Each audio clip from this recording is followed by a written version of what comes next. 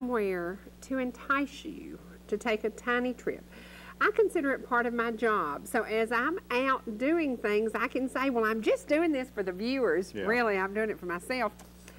We took the nicest trip this weekend, and we ended up at a place called Juliet, Georgia. Is that where Romeo lives? No, but I want to talk to y'all just a little bit about this tiny town of Juliet, Georgia. And I happen to have 7 trivia questions.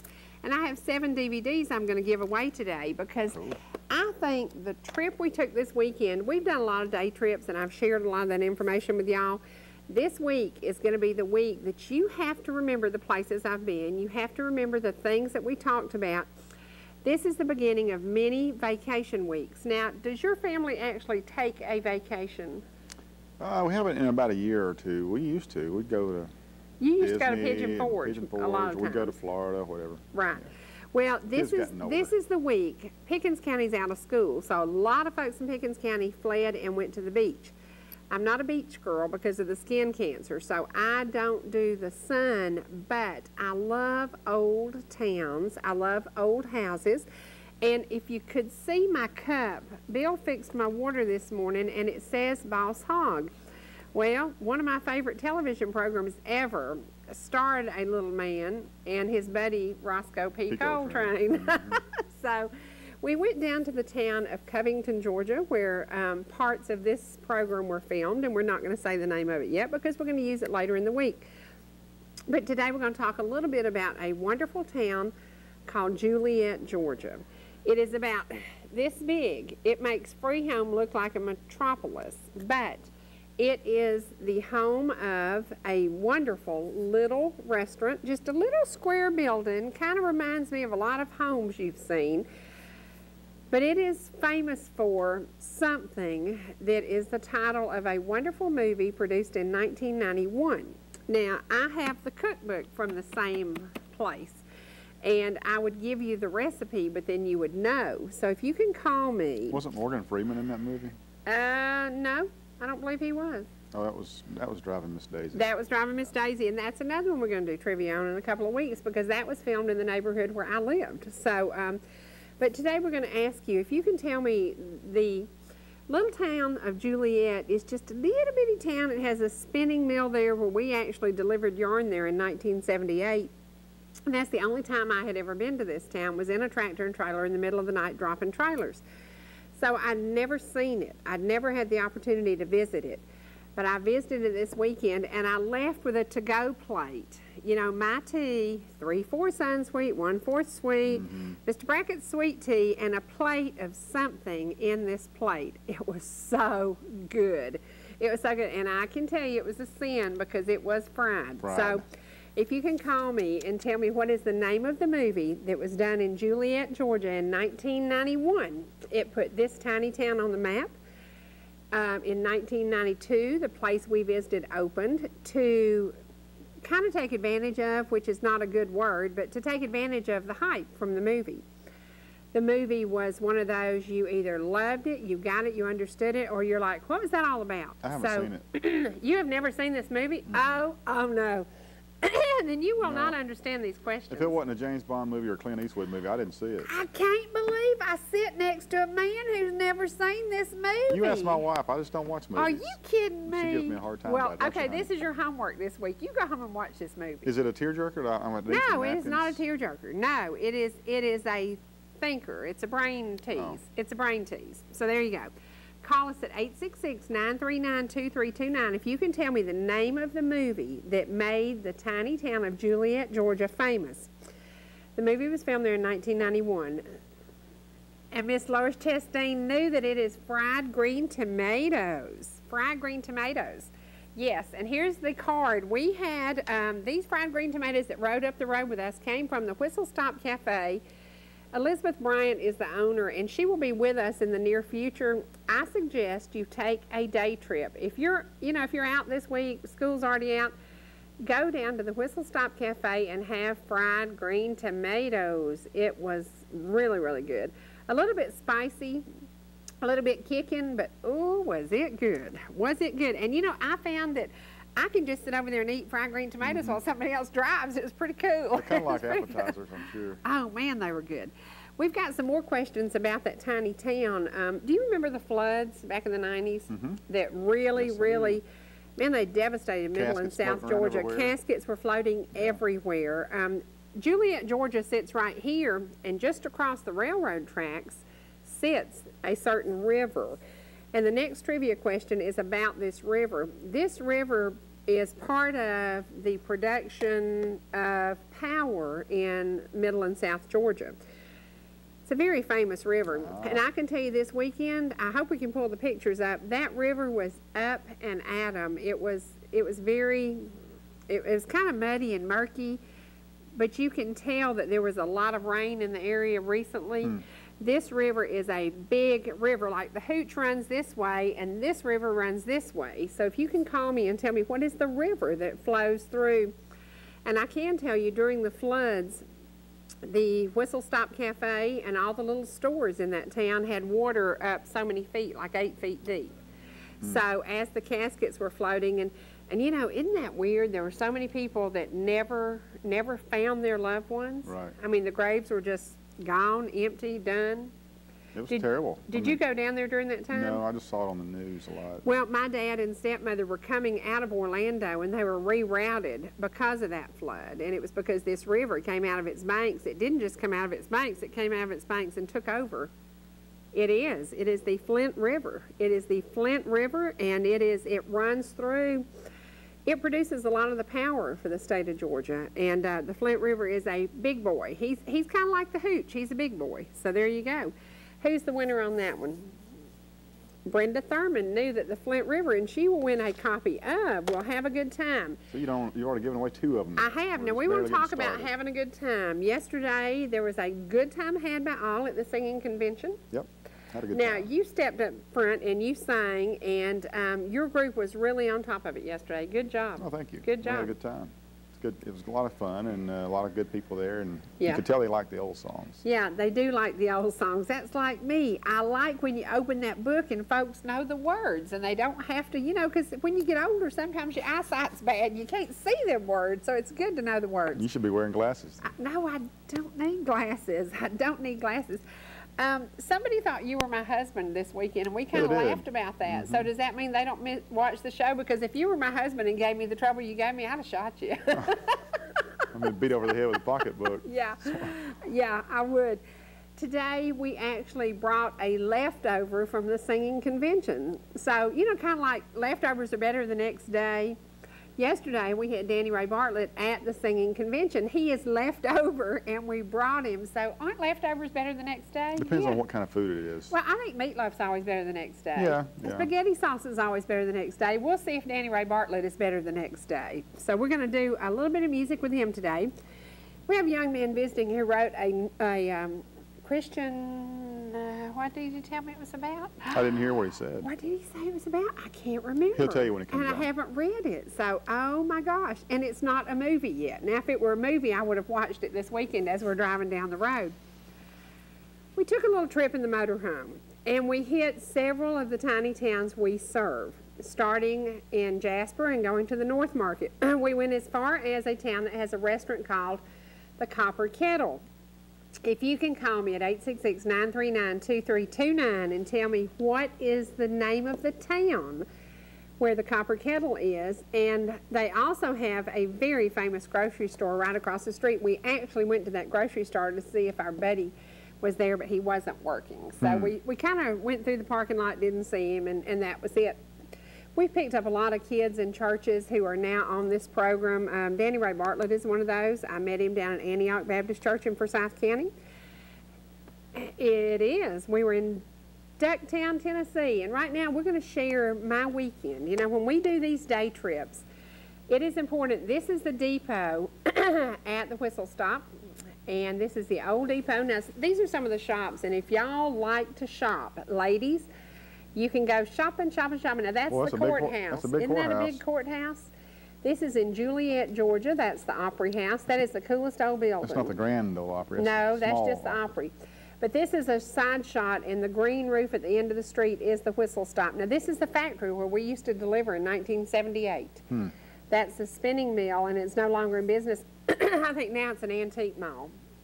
We didn't go in it, but the whole town, every single store is full of little tiny shops, and it is just the neatest little day trip. So in order to get there, you go south. Now there's the sign on the window at the Whistle Stop Fried Green Tomatoes. Man, it must be popular. Got them barred up. Oh man, they were so good. They were so good. And Pit Cook Barbecue. Now I'm going to ask a question.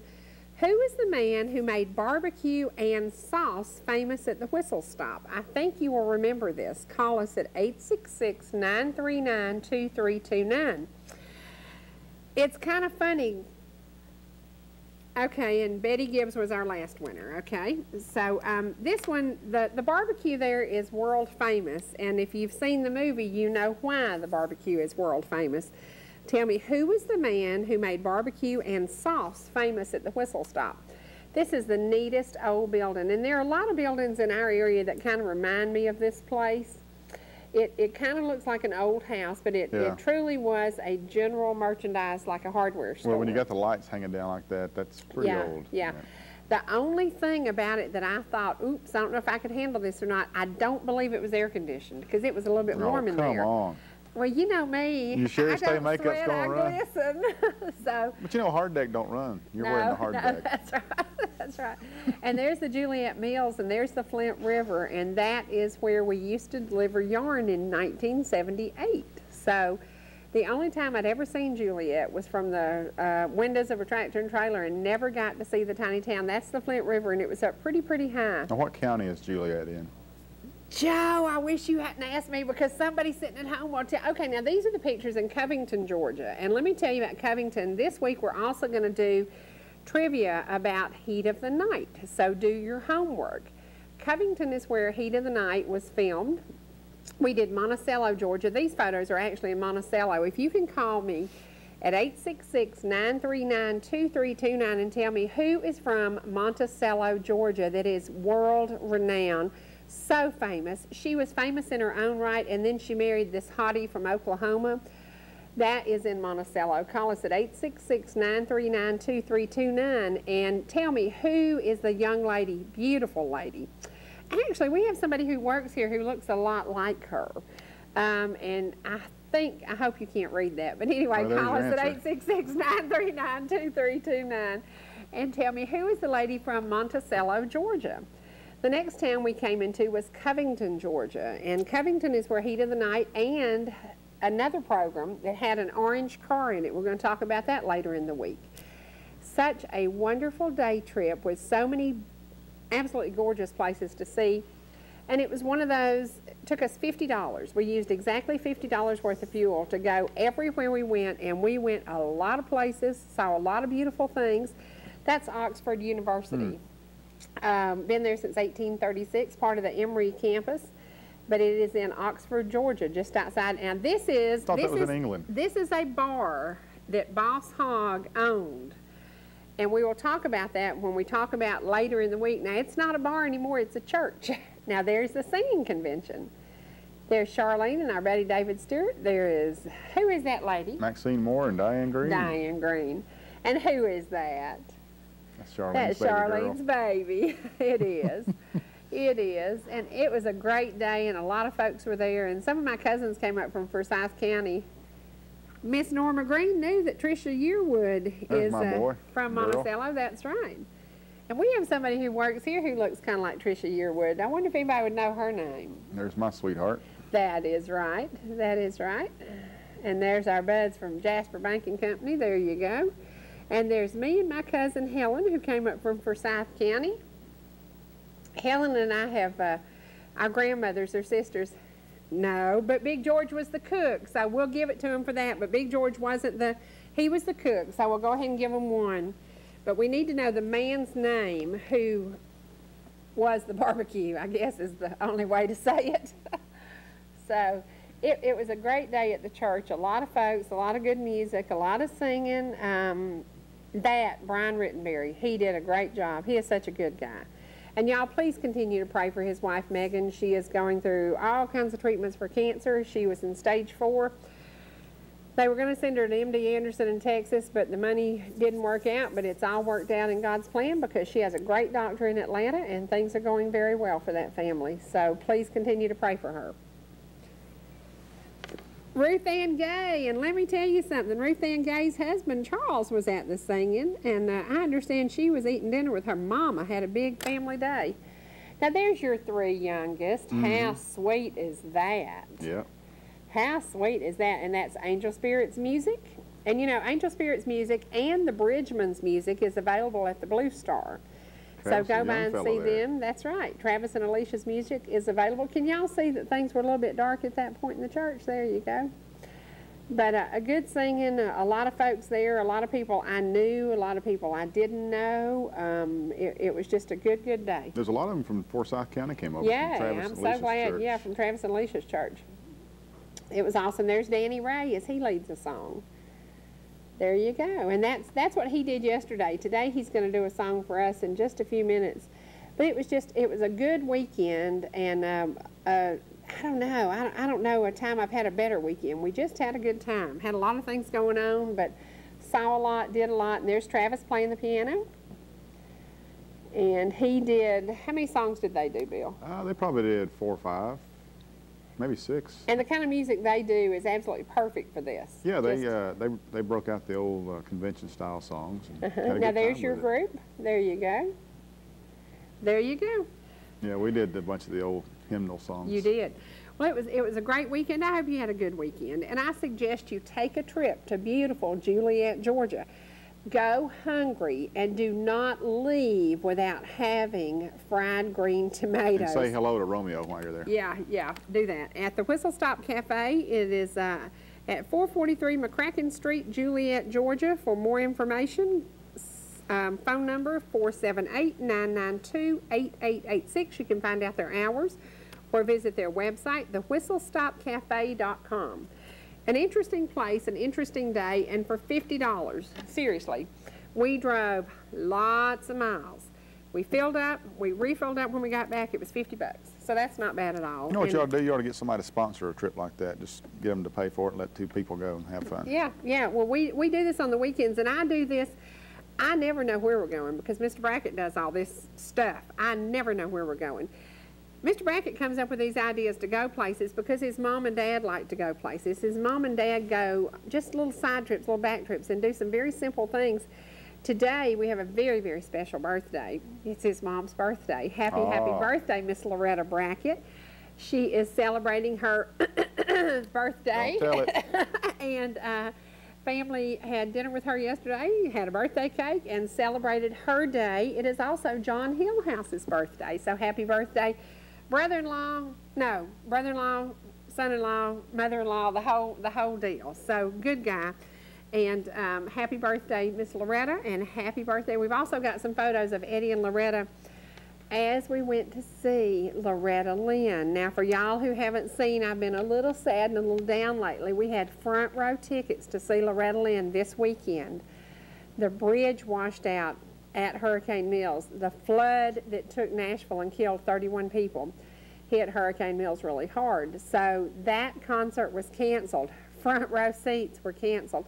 But we will be there again in July, and we'll get the picture of Loretta up in just a few minutes and show that. Are you crying? Don't That's cry. so sad. Don't cry. You know, he doesn't like Loretta Lynn, so I'm just going to slap him while we go to break.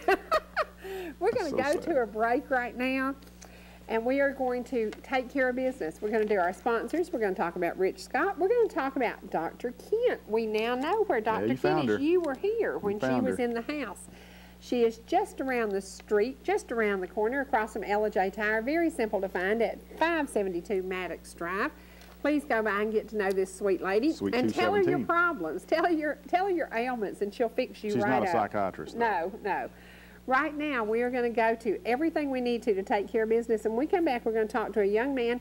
I think he's from Epworth Community who wrote a book. Can you imagine that? Yeah, Can you I can imagine that? Ought to be good. Yeah, it ought to be good. We'll be back in just a minute. We're back. Okay. Oh my gosh. The scepter and the bloodstained sword. Part of a hero? Who is the hero? The true hero is going to be a character called Adonai, and he is basically Jesus. There's some I can see him being a hero. Yeah, I can see him being a he's hero. got that down. Yeah. Now, you're awful young to write such a deep book. Why did you choose, this is pretty deep. I don't know. I've never been a big, in high school I didn't like writing because you took what 2 or 3 other people wrote and rearranged it and give them credit for it and everything.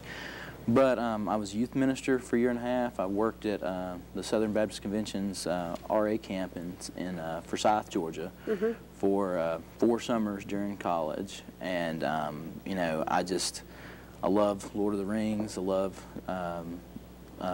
Chronicles of Narnia, you know, Lewis and Tolkien. Just, and, you know, Christ used parables. And so just to write a story that I hope speaks to a lot of people, you know, that's not just, oh, that's entertaining, but, oh, that I can relate to that. A lot of the things that the 4 main characters face are kind of personifications of things that we face in our walk with Christ every day. You know, we deal with doubt, we deal with greed, we deal with all those things, and those things are kind of the enemies in this book and in the ones that follow it.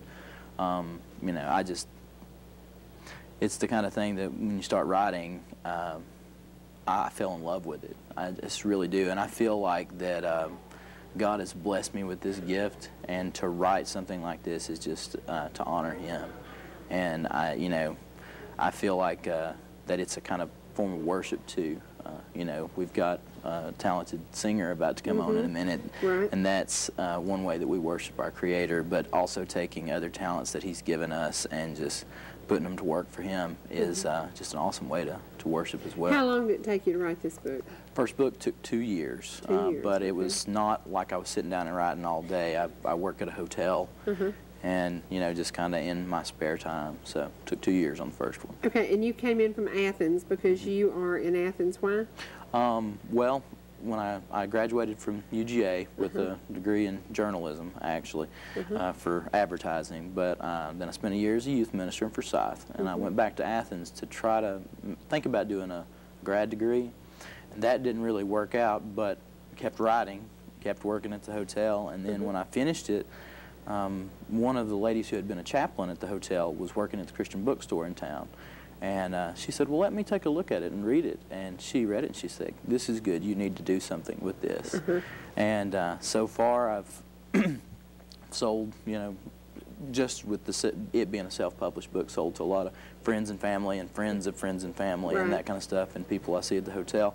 I've had only positive feedback. A lot of people I don't think expected a friend of theirs to put out a good book. They expected to be telling me, I really liked your book, but not, you know, not really. But a lot of them said they were just really shocked at how good it was. So.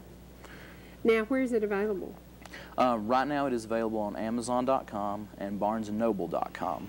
It's not in stores yet. That's a step I hope to be taking in the future, but probably have to get a full-fledged publishing company before that. What's the price of it? I didn't even look at the price.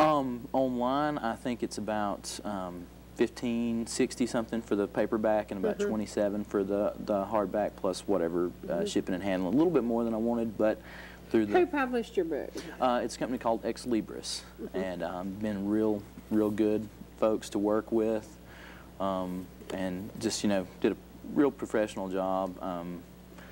And I was pleased with their stuff, and I'm, you know, like I said, right now I'm just kind of looking for an agent to kind of step it up. So. Now, do you think a lot of folks in Epworth, Georgia will recognize you? Yeah, probably. Do you think some of your teachers will say, I knew he could do this. I had faith he could do this? Actually, my senior and junior English teacher, I sent a review copy, and she called me and said she loved it. So. Wow, that's awesome. Yeah. That's awesome. Now, how old were you when you finished this book? Maybe 24, 25, so. Yeah, that's a great accomplishment to be that young and do this. Now, your next book, you tell me you're already writing a second book. What's it about? Second book's finished. It's about the children of the main characters in this, and I'm started the third book. The third book is actually going to be the life of the Christ character through the eyes of, like, different people that he affects. I wrote a chapter from blind man's point of view, from a demon-possessed man's point of view, from the Lazarus-type character's point of view. And there's going to be 3 main disciples that will keep the story flowing with all these other things put in between. But just kind of because we can't know Jesus' point of view on it, but to kind of just take a look at what the people must have been thinking, or try to imagine what they must have been thinking when he came and started performing miracles and the things that he talked about and everything. Can you imagine that? Can you imagine that? You know, I wonder, you know, we all know how we feel about Christ now, but just to be one of those first people to hear and just to see him in the flesh, in person. I don't think it really hit them until he was gone. Yeah. And they realized what they had been in the presence of. Oh, Did you see the movie The Passion of the Christ? I have. Okay, your thoughts about that movie? It was really, I obviously really liked it, really strong emotion.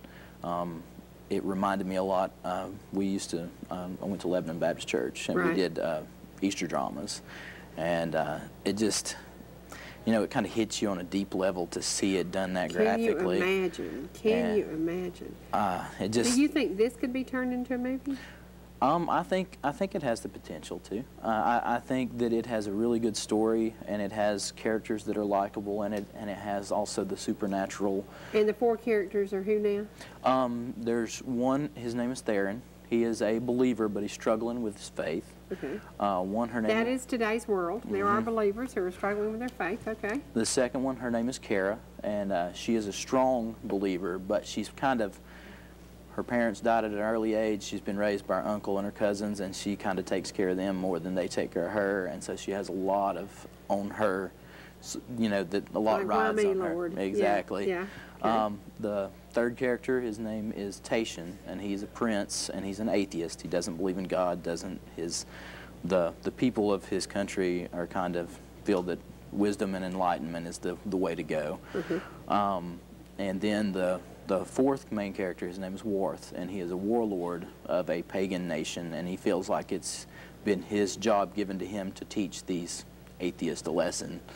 And so you've got the 4 different points of view of, and you know, I don't want to. We're not going to give away the story, but does good win out over evil? Is all we'll say. Good always wins in the end. Good always wins out in the end. That's exactly right.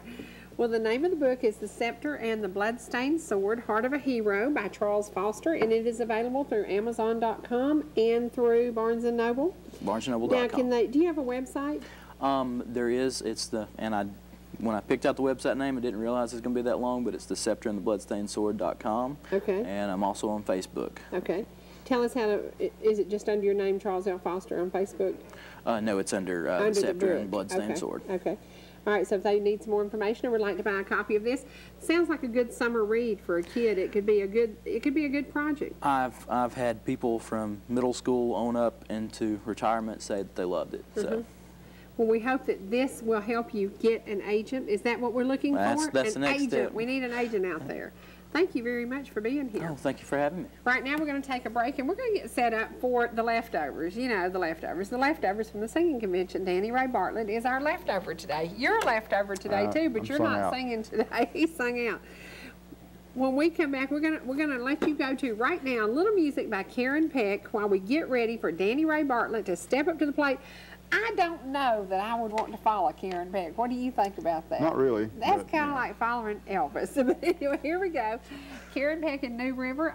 A lady who is from, let's ask this question. What town is Karen Peck from? You've heard it plenty.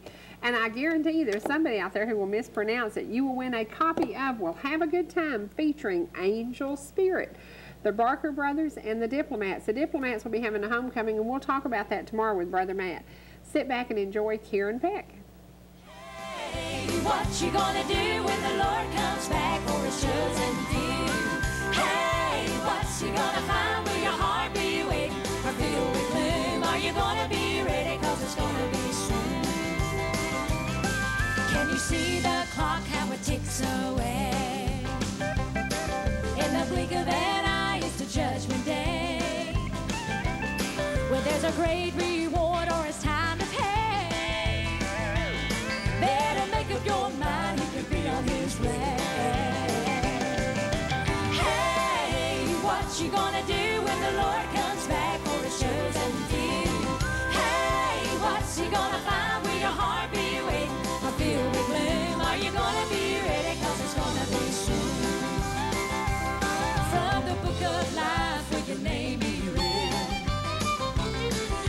soul be happy or your heart will dread?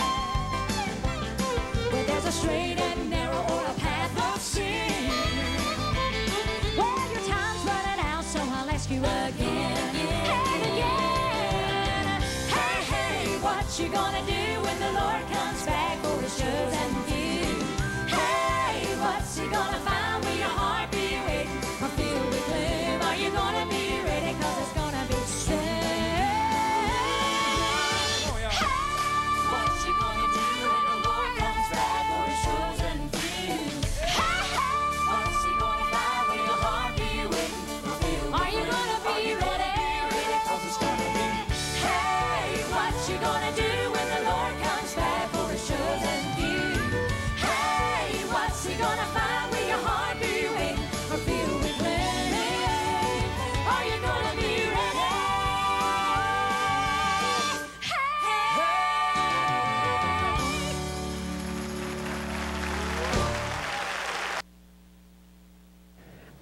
Can't believe I called this young man a Hey. leftover. But he is leftover from yesterday. Danny Ray didn't go home. He spent the night with Aunt Hazel, and he is here today to sing for us.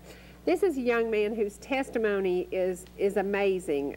He lost his mom at a very young age to cancer. He has completely turned his life around and given it to somebody very, very special, hadn't he, Bill? He has. He sings all over the world. He has been in New York singing. He has been everywhere singing. He is one of those guys who absolutely does the work that you wouldn't expect a teenager to do. But he'll go out, and it is important to him to testify and to mentor and to tell people his life story. You've heard his life story here.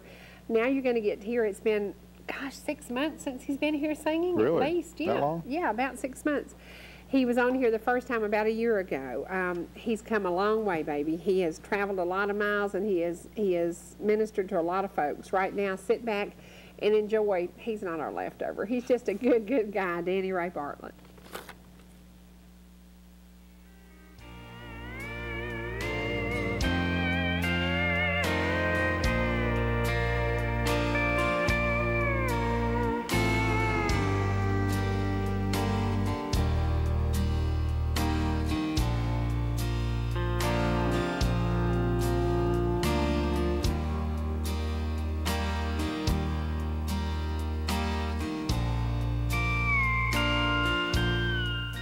Lord, I love live TV. Okay, the monitor didn't come up, and we'll just have to get that fixed because for some strange reason, we could hear it, y'all could hear it, the booth could hear it. At least I got to look at him.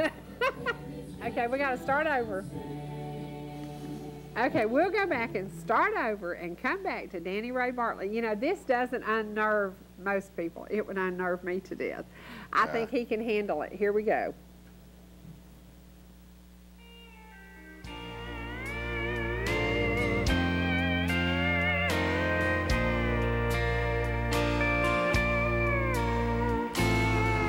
Stood accused, rejected, abused in front of a crowd filled with hate.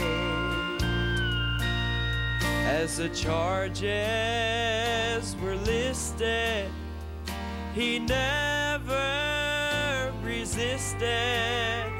Just listened as they made their case. He removed all suspicion when his silent admission confirmed what the verdict would say. He was guilty of loving me, convicted so I could go free.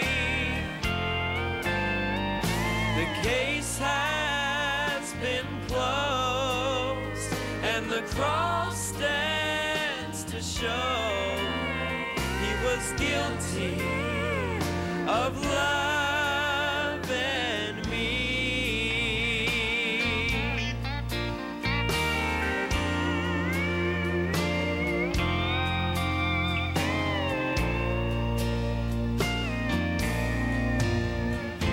an innocent man who was willing to stand in my place at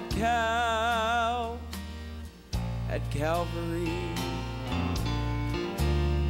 and his hands hold the scars.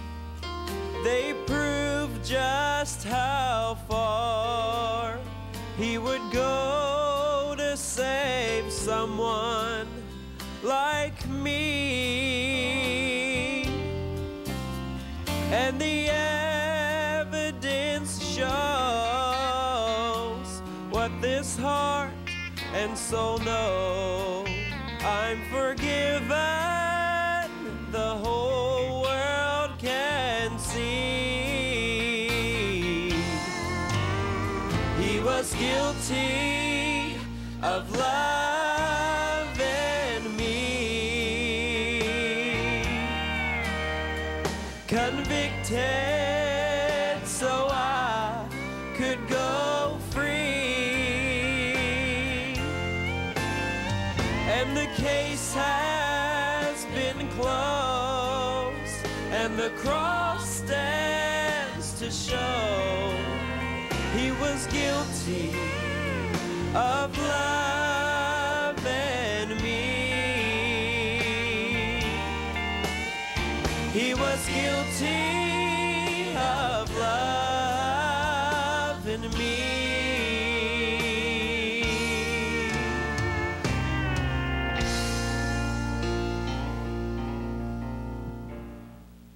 Okay, that was a great song with a great message. We are welcoming Dan Elliot. Now, Dan Elliot, you go to a very, very large church. Could that young man stand up in front of your church and sing? Oh yeah, he could Oh, do that. yeah. He could do that anytime. Oh, yeah, and deliver an awesome message. We've talked a little bit about his story in the past. Not everybody has a perfect life. Not everybody has been given everything. You were lucky enough to be from a family, a really good family. A really good family that developed a lot of respect in NASCAR. You know, from your dad to your brother to your other brother, engine building, transmission, y'all had the whole package. You were very fortunate. What's it like today to carry on the Elliot name in racing in something you've never done before? You've never managed a track, have you? No, never have, and that's what I was fortunate enough to go to a motorsports forum that was in New York. I went last month, and I really was intimidated when I first got there because these people were people that built racetracks for countries. And the first day I was there, I rewrote everything I did. I stayed up pretty much the whole night. The first night I was there after I listened to these people speak. And it was awesome because they build racetrack for countries, and these countries pay anywhere from $110 to $130 million to build a racetrack. And here I am, we built a racetrack that was several $1 million, and I'm sitting there thinking, what am I doing here? But that's the deal of how blessed you are as far as, and went back and rewrote a lot of stuff that I did, and after you're there, there was two purposes I was there, and I didn't know the purposes I was there till after I went there. But the first purpose was I went across the street the next morning to get something to eat at the McDonald's before I went to the conference, and there was a young lady in there that was probably about 24, 25 years old, and there was only one seat left, and that was next to her. I sat down, and she didn't say very much while I was sitting there, and she pretty much kept her head in her hands while I was there. And when I got ready to leave, I said, have a nice day, and she started crying, and she said that she didn't have enough money to get to, she was trying to get to Boston, and I gave her $50 to get the bus ticket to go to Boston, and she cried, and I cried, and I went on to the forum, and that was the first reason I was there. And then the second reason I was there was, you know, it kind of put things in perspective as far as the PowerPoint presentation that I had was by no means elaborate. It was a simple, but once I got through the presentation, it was amazing how well we all fit together, how much I learned from them, and I hope how much they learned from me. But there's another forum coming up next year in Los Angeles, and I hope to go to it because there was a lot to be learned from both sides, and we both learned a little bit of everything. But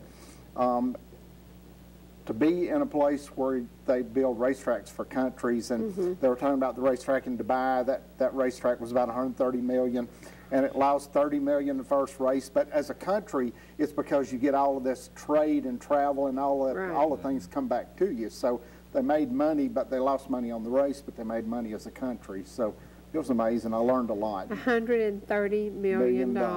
And that is 10 times what your track cost? More than that. More than that. Yeah. Now, and your budget, you tried to stay within budget. You tried to do everything on time. You were really focused on getting the job done with limits, you know, because you did have limits. You couldn't spend $130 million. No, I don't think Jefferson as a country could do that. But, you know, you were talking about the family and how blessed we are. Yeah.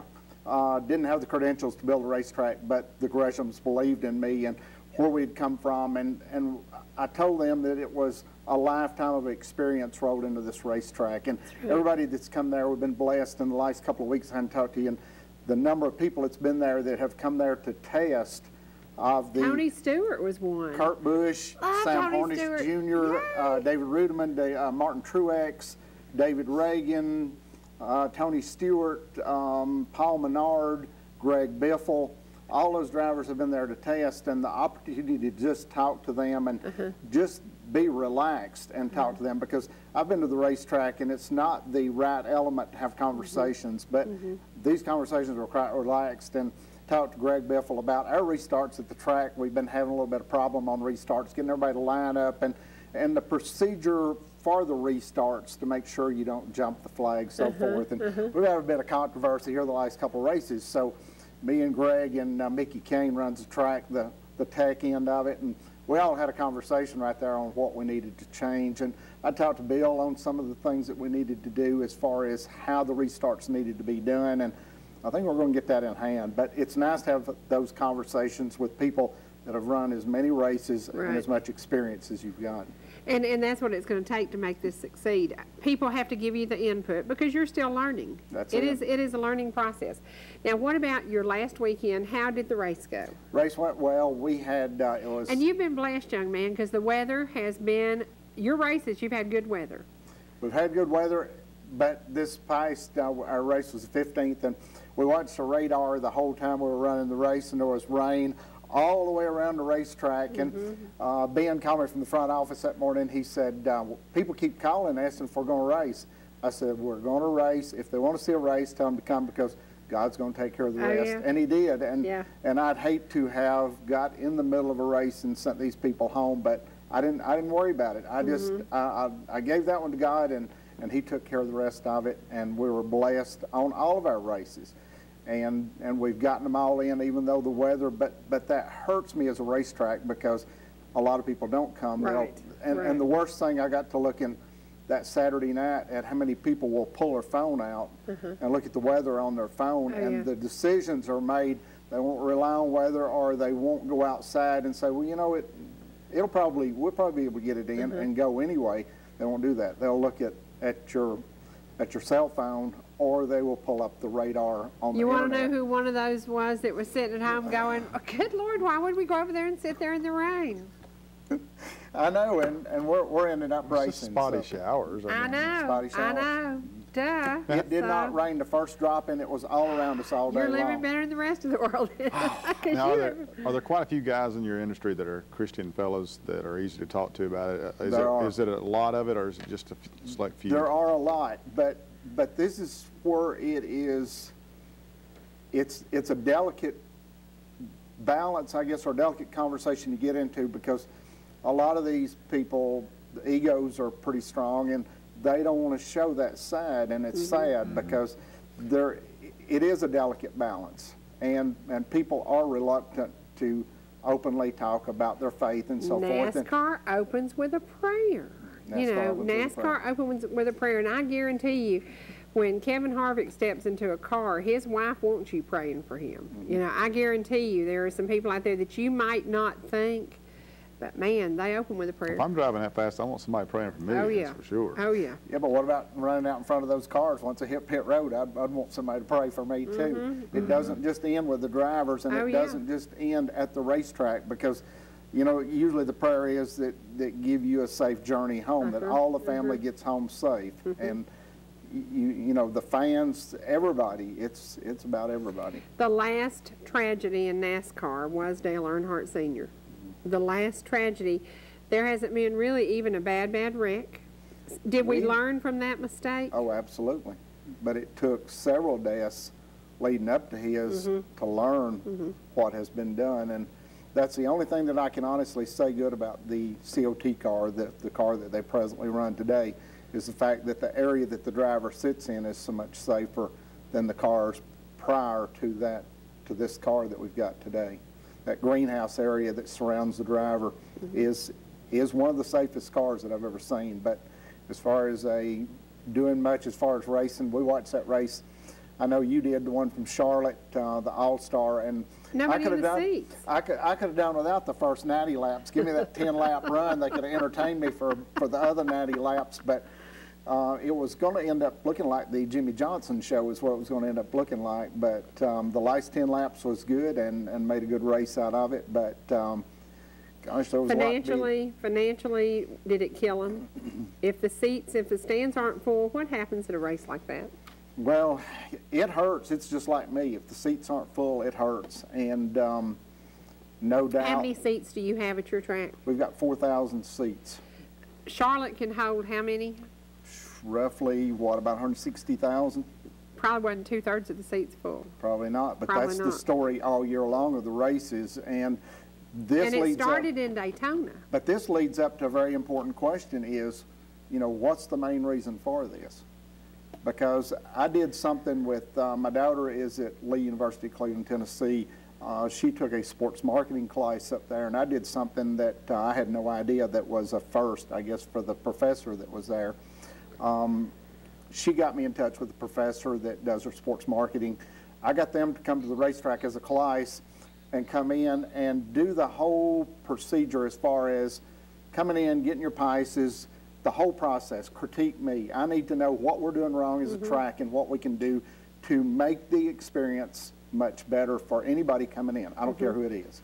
So they came in, went through the whole process, got their prices, went to the infield, showed them around a little bit, took them to the grandstands, they watched the races, control tower, we did the whole thing.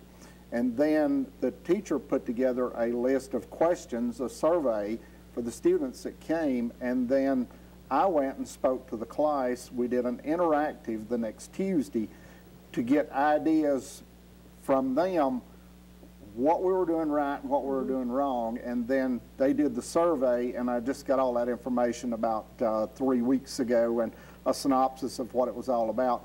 And it was interesting to see those sheets that the students filled out and their views, but the most important part of this is I asked the professor, I said, do a lot of people come and speak to the class? She said they do, but they don't come and do an interactive like we did. They just come talk to the students. They don't get the students involved, and that's sad.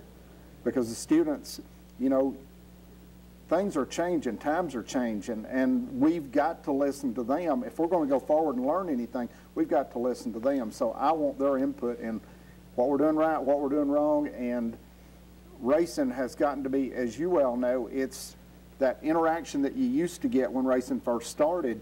You can get it on a smaller level to some degree, but you go to any of the NASCAR races and try to talk to Tony Stewart. Forget it. Try to talk to Ryan Newman, try to talk to Kevin Harvick, try to get to them at all, and we're losing that. And that's what I love about drag racing is the fact that you can go stand next to the cars, the eyes burn from the nitro. John Force. Yeah. Exactly. Yeah. Exactly. Yeah. We're losing that personal touch, and without that personal interaction, we don't have anything. It's just not there. I think the small town tracks from Dixie Motor Speedway to Gresham Motorsports Park, I think the small tracks will pick up where NASCAR dumped it. They dumped it. Yeah, but look at how long it's going to take to pick up and change what has taken at least 2 decades to bring about, because everybody has tried to do within the last 20 years is keep people out. And now we're seeing that wasn't the right thing to do, but there's one element of that you've got to be careful of, and that's the insurance part, that you keep the fans safe no matter what you do. No, just like drag racing, you've got to keep the fans safe. So that's what I've got to look at, is how can I get the people down next to the cars with the drivers, with the crews, and keep them safe. Safety issues at your park, so far everything's good?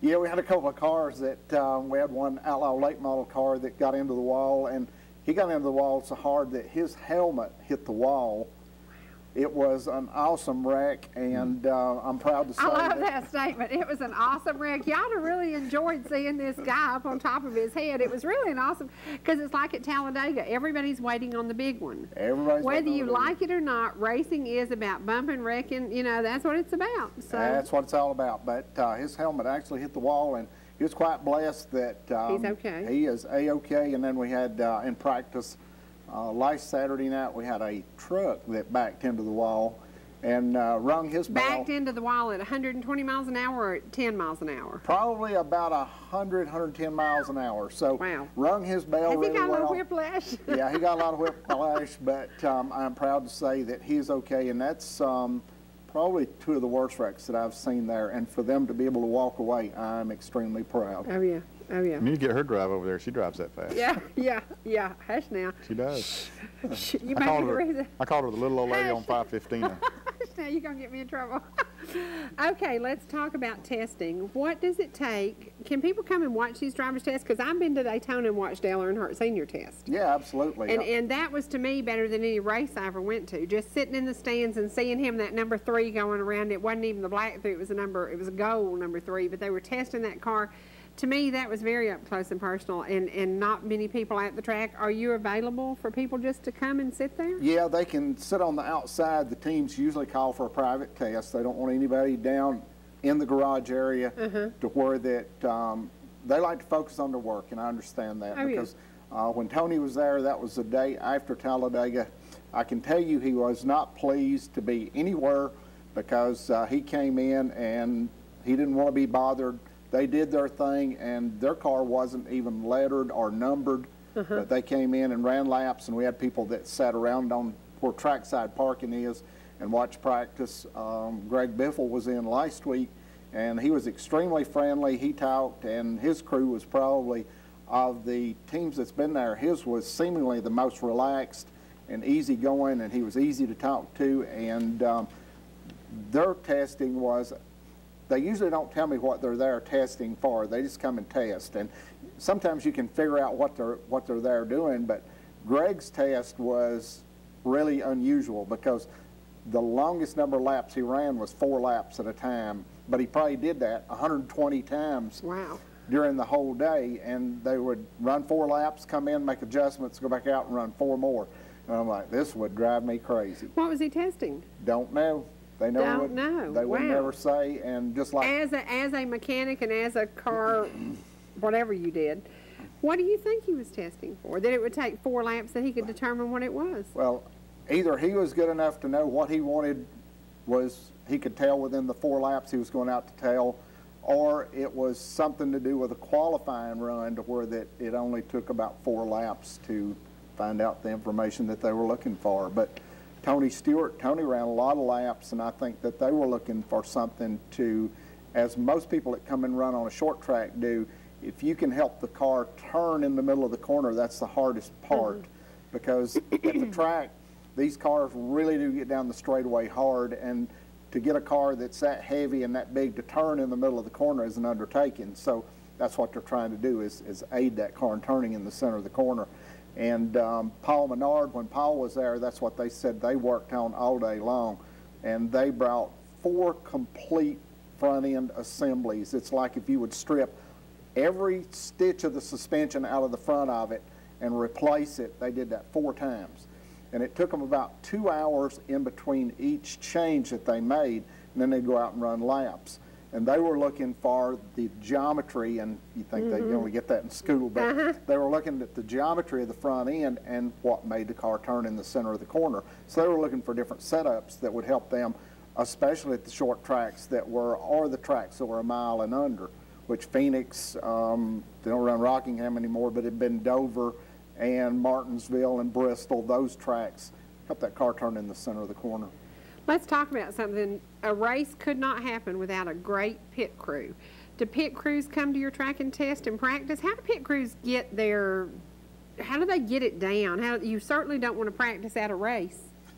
Yeah, but races usually are the best place to practice, but as you say, you can't do that. So they do that at the shop. All the pit crew training is done at the shops. Okay.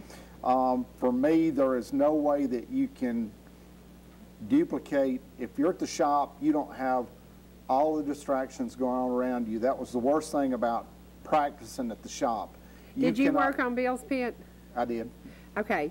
Did it unnerve you?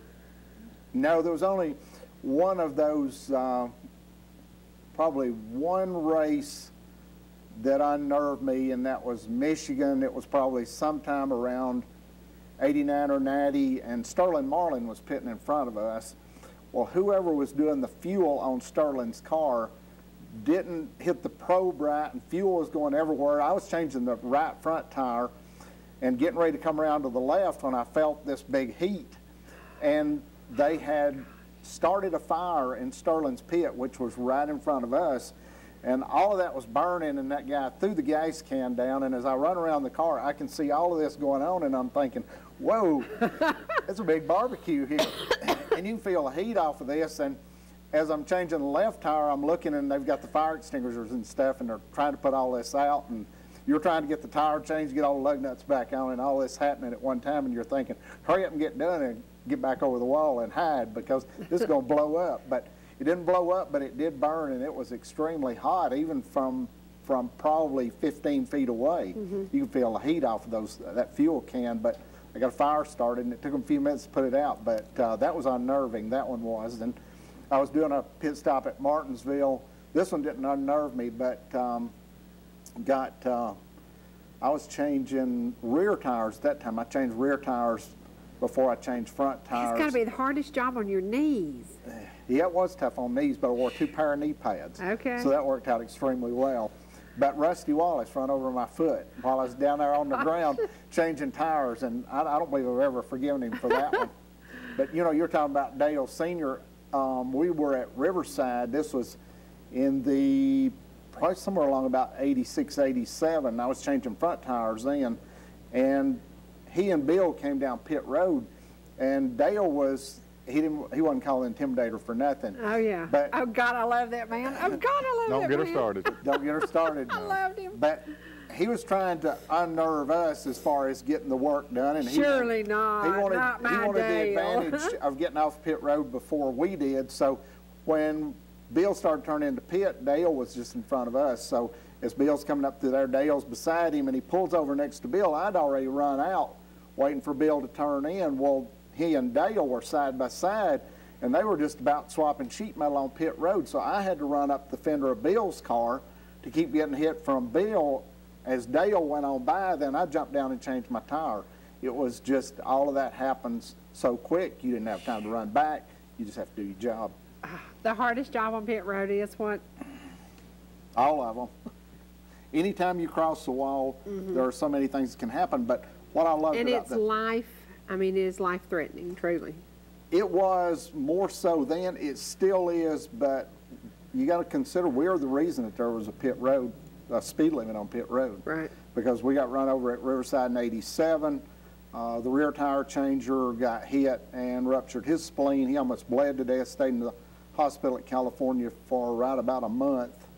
And then we come back. I didn't think that would happen again. Then come to Atlanta in 1990 and have a crew member to get killed in 1990. And it was, and then the speed limit came the next year. So, but what was the speed limit? What could you do before today's change? What is the speed limit today on pit road? It depends on the track. Most of it's about 35 miles an hour. Okay. Now, 35 miles an hour sounds like nothing, but when a car hits you at 35 miles an hour, you're dead. You know, I'm sorry. If it hits you right, you're dead. But the speed limit, there was no speed limit before that. So as fast as you could turn off of the racetrack and come down pit road, which at Daytona and Talladega, you could run 140 miles an hour down pit road. Oh, that'll kill you too. Lord, yeah. But what an adrenaline rush it was to jump out there and all of this happening. It's chaos, but in this chaos, you've got a job to do, and you got to focus on the job and get it done. And it was kind of like crossing Peachtree Industrial down in Chamblee. You loved your brother a lot to do what you did for him. Now, what other family members were involved with Bill's racing? Every one of us. Ernie started out, he would jack the car when we first stared running. Jack man, I love that job. I think that's the coolest looking job. Why can't they change car tires like that at the tire place when you go in and out in 10 seconds? Yeah, they could get it done, couldn't they? Man. Was there ever a time you didn't want to work in your brother's crew? No. No. You loved it. Yeah. The only part of it that you look at and know that you can't do it forever is the physical aspects of it. Because the tires and wheels were 62 pounds apiece. The jack, before they came with aluminum jacks, was about 55 pounds.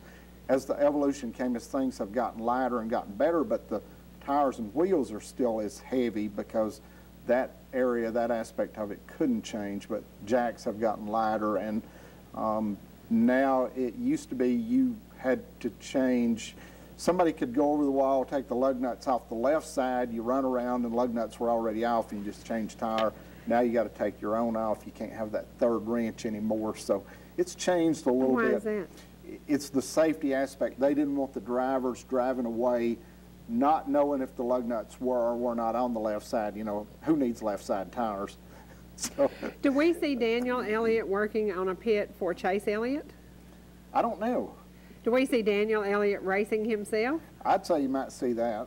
I have a feeling. I see that little 16-year-old lead foot coming along, and I'm thinking. Yep.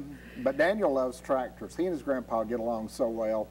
He's a John Deere man through and through, and he loves those John Deere tractors. So it might be a racing tractor. I've never seen a John Deere tractor race. No.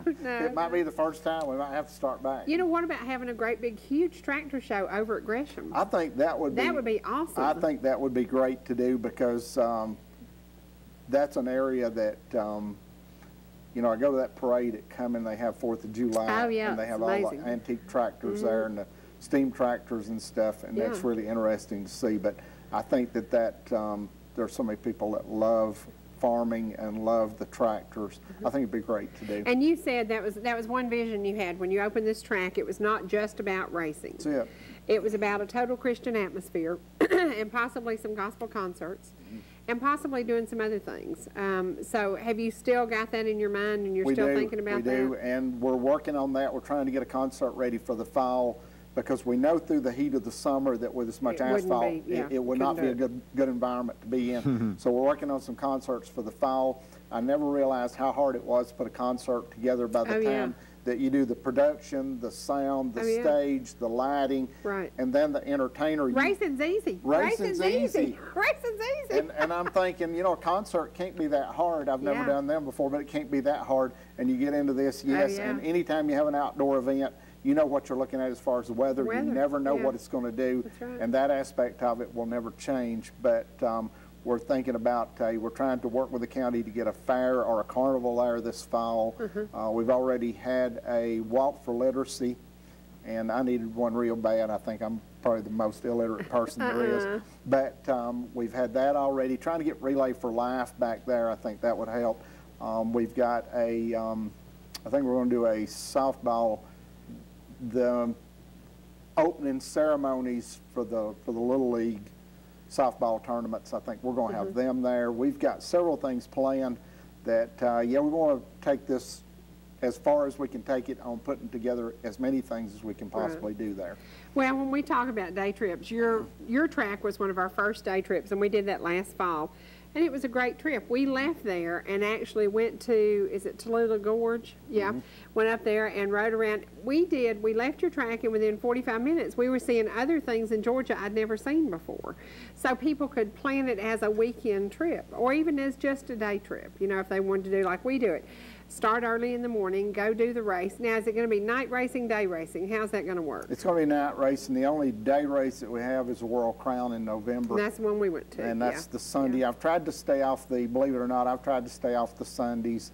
And I think God will honor me on that if I stay off the Sundays and let families have their day. That's right. And too many people focus on too many different things on Sundays as it is. And we grew up that way through the NASCAR races, but always found my way to the church services. I always tried to keep in mind what you were there for and focus on what was, to me, most important, too.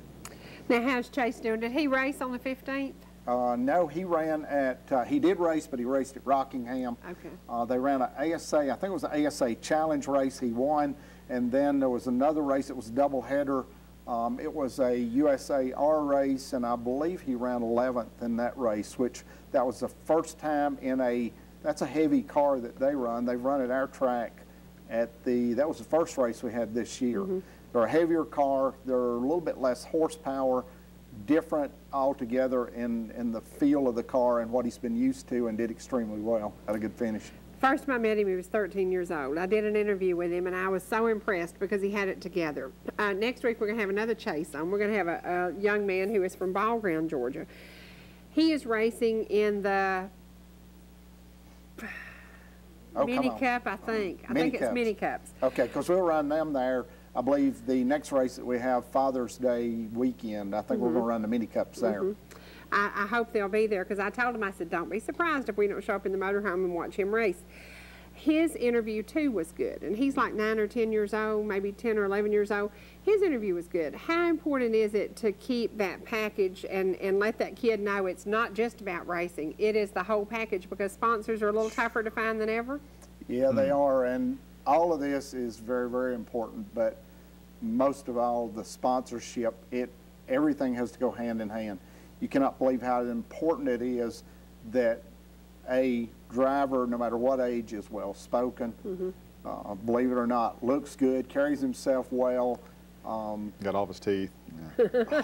It's the whole package, and I never thought I would live to see the day that all of these things would have to be in place before you could get a sponsor. And you know, that's one of the things that we've been trying to work on at the track. Is we've been blessed to hook up with a local TV station that is close to us up at Commerce, and they've been coming out and doing driver interviews, and we've been putting those on YouTube. We've been uploading them, and you can link them through the track website.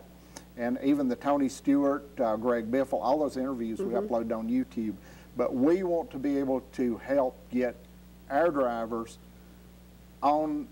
get some coverage on TV, to where that if you are looking for a sponsor, maybe a potential sponsor can see that interview and see that you need help. Because this last race we had done interviews with 2 of the girl drivers, and that was the race prior to the ones that they won. This past race, each one respectively won their race. One was Outlaw Late Model and the other one was Truck. And I told on that interviewer before it on one of the shows that we did that we might not have the fastest girls, but we've got the prettiest. And then they won the race, and I had to go back and say, well, now not only we got the prettiest, we got the fastest. So they did extremely well too. But in this, we want to be able to help the drivers, no matter who they are, hook up and try to get sponsors, because we know that if they don't, then they can't come race. So we've got to work together and partner together to help them, and we're willing to help them do anything to get sponsorship, secure sponsorship, so that they can come race with us, and fans can come out and watch good shows with good car counts. And that's where everybody's hurting now. Not only is the attendance down fan-wise, but also car counts are down, and you don't see the number of cars, because it's just, money's just not there for people to come race. What is the average cost to show up at a track? After you already own your car, what does it cost per day for fuel, for tires, for the race? How many sets of tires do you have for a race? On the late models, it's 1 set mandatory, and that would be right at $600. Okay. Okay, so you got that, and your pit price is $35 per person. So if you got a crew of 5, you can figure that up. Fuel is about $8.50 a gallon, and a lot of tracks make it mandatory that you buy fuel. We don't. We say buy what you need. We're not going to put a minimum on it, make you buy that minimum. Just buy what you need, because we know the times. And just like Lolly has been working on in the concession stands and prices on concessions, we've tried to keep everything reasonable, because we know if we don't, then you're just going to bring you're going to bring food in, or you can't come, one or the other. So we want you to come and have a good time, and know that we're trying to do our part also. And the tire situation is the racetrack. We put fresh asphalt down, and the blend that we did on the asphalt is absolutely phenomenal on how little tire wear that you have. And that goes against what everybody wants to do. As far as when I talked to Jeff at Hoosier, he says, dude, you're not going to sell any tires because you said the tires don't wear. I said, but Jeff, I said, we're in a situation now that if we don't work together, if we don't help them a little bit, it was perfect timing. We may have to suffer through the deal of not selling as many tires, but more teams may be able to come back and compete. So we do our part too. The cost of 4 people coming to a race would be approximately what? $135. Okay, $135 for tickets, and then what if they bought food? As far as grandstands, if you come into the grandstands, it's $20 for adults on most of our races that we do. We've got a little bit more expensive shows, the ones that we have to buy to come in, being the USAR, the NASCAR K&N, the World Crown in November. They're a little bit more expensive shows because the purses are so much more. And those races are probably going to end up being $25 races for adults. And then we offer discounts. So a family of 4, $100. $100, and if you've got kids, if it's 6 to 12, it's $10. Kids 5 and under are free. We give discounts for seniors, military, so you get off of that. And the only thing extra from that would be trackside parking, and we charge $25 just for the car for trackside parking plus your tickets. But it's the deal with bringing in for trackside is you can bring all your food in, right? And that's where we kind of have to balance on that one, because you're bringing all the food in, and we're not selling concessions. Not selling concessions, so it hurts us, and we're trying to balance that as delicately as we can. And like Father's Day, we're going to have a promotion for Father's Day, and I know I talked to Jim and Tony, the owners, this past Wednesday, and we're working out a promotion deal for Father's Day weekend coming up, because that's our big race weekend. And then probably one of the races after that, we'll do a promotion to where that we may do car load night for a certain amount of money. You can come into trackside parking, load the car down, and come in, and it's just so much. But you can go to the website. We'll be posting all that in time to be able to keep And it's up. Gresham Motorsports Park, and you can also go, Heart of the Home, we link to Gresham Motorsports Park. It's a beautiful facility. It is about 2 hours from here. Is that probably pretty close, 2.5 hours? It's about, actually it'd be about an hour and a half, hour and 45 minutes, because from Dawsonville it's an hour and 5 minutes. Okay. And the best thing about it, it is great racing without going into Atlanta. So there you go. You go through Gainesville, pick up I-85. Yeah, go 129, pick up I-85. It's next exit up, Jefferson, Georgia. So very, very easy to find. Right now, we're going to take a break. I love you. Thank you so much for being here. We're going to take a break, and we're going to go to something really simple so we can get Danny Ray Bartlett set up to do one more song. We want to have him do one more song for us. He is from a little tiny town very close to you called what, Nicholson? Nicholson, about 15 miles from this track. And we want to go to the weather now. When we come back, Danny Ray Bartlett's going to sing for you again. Dig a hole in the meadow, dig a hole in the cocoa ground. Dig a hole in the meadow, gonna let all the Corey down. Wake up, darling Corey, what makes you sleep so sound? The highway robbers are coming, they're gonna tear your playhouse down. Dig a hole in the meadow, dig a hole in the cocoa ground. Dig a hole in the meadow, gonna let all the Corey down.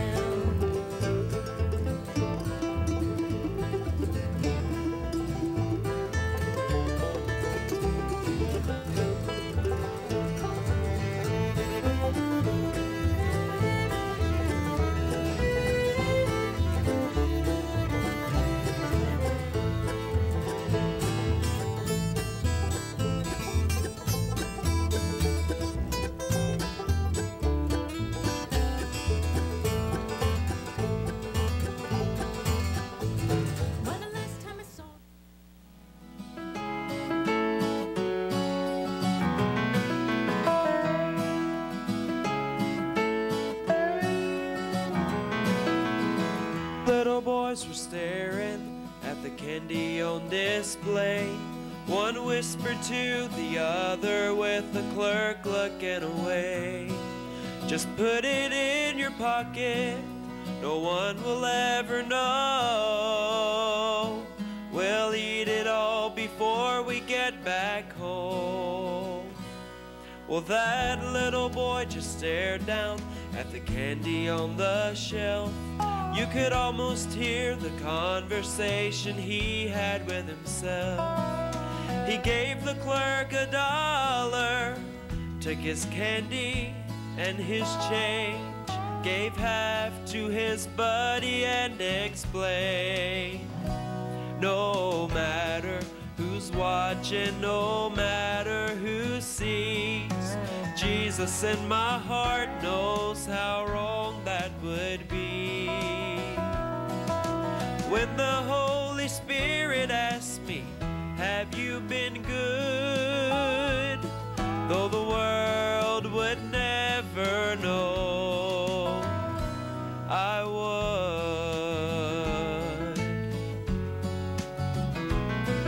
Well, little boys, they grow up, temptations they grow up too. We're living in a world that says do what you want to do. What you don't know won't hurt you is the devil's battle cry. But a godly man knows that it's just a lie. No matter who's watching, no matter who sees, Jesus in my heart knows how wrong that would be. When the Holy Spirit asks me, have you been good? Though the world would never know, I would.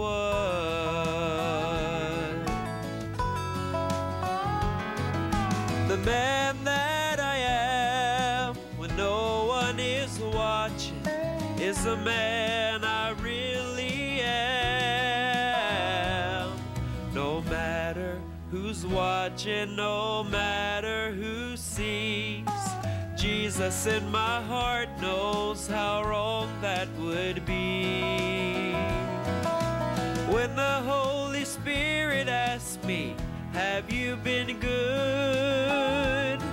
Though the world would never know, though the world would never know, I would. Me and Jesus would. I would.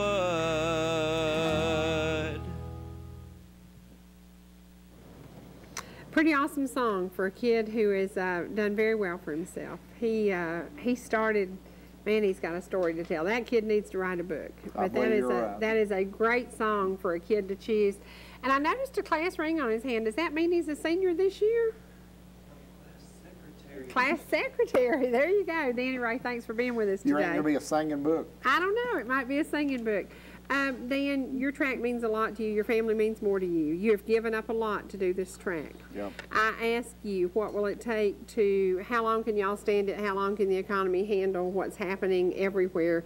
Can you just hold on until we recover? Yeah, because we're going to speak life into these dry bones, and we're going to make this deal work, and I believe God will honor that, because, like I say, we're going to speak life into it just like we do every day, and the people that we come across, and that's really what it's all about, is the faith and the commitment. And we were talking at home about, do you feel like the hand of God's on you? And truly I do. I really feel it, and I know that if I do my job and I keep my antenna up and I pay attention to what God is telling me to do in the direction He wants to lead me in, if I remain obedient to Him, I feel like He will honor me in making anything that I do successful. And that's what's important. But above all is speaking life into everything that you say and do. That no matter what happens, what comes against you, that God, it's God's economy, it's everything is His anyway, and it's His purpose, and let's keep the positive and go forward. I truly believe that what has happened in America today is God redesigning and realigning us to what needs to happen and what is more important than ever. Yeah, because He's trying to figure out what's in you, and He's trying to see what's there, because that's what's going to define you as a person, as a Christian, as everything, is what's inside you. That's right. And how much comes out in the bad times. It's not, we know how good everybody is in the good times. Oh, yeah. Let's find out what you're made of in the bad times. That's right. Because that's what's most important. That is absolutely what's most important. Well, it is important that I tell Mr. Harold Davenport, happy birthday. Happy birthday to you. 66. And I saw the sweetest little Dover boy yesterday. We went up to Blue Ridge, and that is the cutest little boy. And I got to hold him, and he was good, and he didn't cry and kick and scream. So, yay. Good day to everybody. I hope you've had a wonderful weekend. I hope your week starts off on a positive note. It is all about feeling good, doing good, and sharing a smile. Share a smile. Can you share a smile? Yay! Smile at somebody. It will make a difference in their life. Thank you for being here today. Speak life into somebody's life, Speak life into somebody's life. Tomorrow is Inspirational Day. Brother Matt will be back with us. Remember, if you'd like to get in touch with him, contact him at mattdibler@aol.com. If you'd like to reach Dan Elliot and have him come and speak, you can reach him at Gresham Motorsports Park. Absolutely. Is that right? And Danny Ray Bartlett is available to sing at your churches. We'll get you that information and have it for you tomorrow. He travels, Have Song Will Travel. An amazing message. There are so many messages out there, and thank you for allowing us to come into your homes and share the messages with you. This weekend was great. Wonderful seeing all of you at the singing convention. Great to be with you in Juliet, Georgia. We'll be back. And this week, hey, brush up on your trivia. Heat of the night trivia the rest of the week. From North Georgia Now Today, I'm Cherie Martin. And I'm her favorite driver, Mark Martin. That's right. This is my favorite driver, Mark Martin. My favorite driver is Freddie Brackett, and everybody knows that. We will see you again only on ETC3, Monday through Friday, 8:30 to 10 a.m. Don't forget, trading time comes on right behind us. And 6 to 7:30 p.m. tonight, 1 to 2:30 for you late nighters, streaming video. That's the way to go.